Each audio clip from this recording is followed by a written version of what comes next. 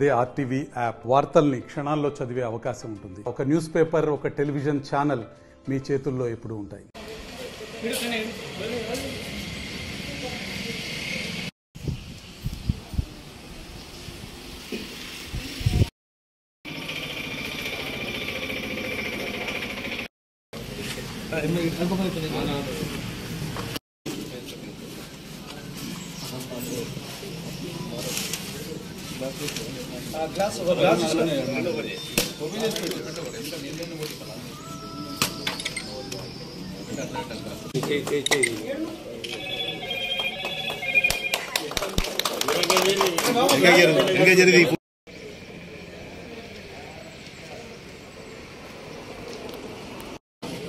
వరి కొనుగోలు కేంద్రాలని స్టార్ట్ చేయడం అనేది జరిగింది. అది ఖానాపూర్ మండల కేంద్రంలో మార్కెట్ యార్డ్లో స్టార్ట్ చేస్తాం. అదేవిధంగా నెక్స్ట్ సల్తాన్పల్లి, నెక్స్ట్ కడెం, దస్తూబాద్, చెన్నారం ఈ ప్రాంతాల్లో ఈరోజు పిఎస్సి సెంటర్లు, అదేవిధంగా డిసిఎస్ సెంటర్లు, అదేవిధంగా మిగతా సెంటర్లను కూడా స్టార్ట్ చేయడం అనేది జరిగింది.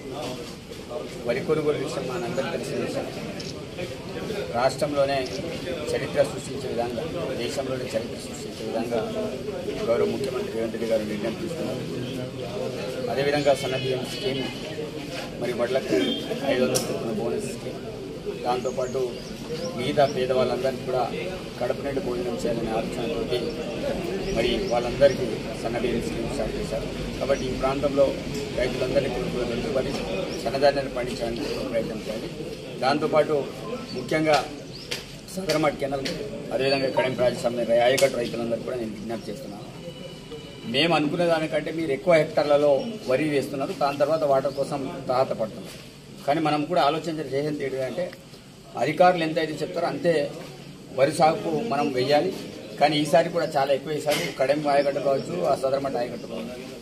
అయినప్పటికీ కూడా నేను ఆల్రెడీ కలెక్టర్ గారితో, మంత్రి గారితో మాట్లాడి సంపూర్ణంగా చివరి ఆయకట్టు వరకు మనకు ఎవరైతే వేసినా వాళ్ళందరూ కూడా సంపూర్ణమైన నిర్వహించడానికి ప్రయత్నం చేస్తున్నాం. దాన్ని ఎలాంటి సరం లేదు. ఎవరు కూడా ఆందోళన చెందాల్సిన అవసరం లేదు. కొంతమంది మూర్ఖులు రోడ్డు మీద తీసుకొచ్చి ధర్నాలు చేసే కార్యక్రమం కావచ్చు, అదే కరెక్ట్.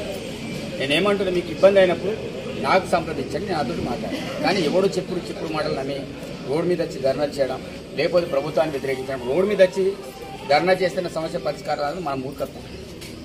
సమస్యకు పరిష్కారం కన్సల్ట్ ఎమ్మెల్యే కావచ్చు, లేకపోతే కలెక్టర్ కావచ్చు, లేకపోతే కన్సల్ట్ అధికారులు కావచ్చు, సంప్రదిస్తే వాళ్ళు కానప్పుడు నాకు చెప్పండి, దాని నీటి సాగునీరు కోసం అందించే బాధ్యత నాది.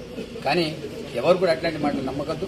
అదేవిధంగా మళ్ళా విజ్ఞప్తి చేస్తున్నాను, ఈ ప్రాంతానికి సంబంధించిన సమస్యల మీద గౌరవ ముఖ్యమంత్రి మే 1st వీక్ నాడు సదరమట్కి సంబంధించిన అంశమే కావచ్చు, ఈ ప్రాంతానికి సంబంధించిన డిగ్రీ కళాశాలనే కావచ్చు, అదేవిధంగా ఈ ప్రాంతానికి సంబంధించిన ప్రధానమైన ప్రాజెక్టులు గౌరవ ముఖ్యమంత్రి గారు మొన్న సిఎల్పీ మీటింగ్లో కూడా మాకు చెప్పడం అనేది జరిగింది. దీర్ఘకాలిక సమస్యలు ఏవైతే ఉన్నాయో వాటన్నిటి కూడా నోట్ చేసుకొని మీరు తీసుకురామని చెప్పడం అనేది జరిగింది. కంపల్సరీ ఖానాపూర్ ప్రాంతంలో ఎలక్షన్ కంటే ముందు ఏదైతే హామీలు మాట్లాడినాం, ఈరోజు రోడ్ వెండింగ్ అనేది పూర్తి స్థాయిలో పెండింగ్ ఉంది.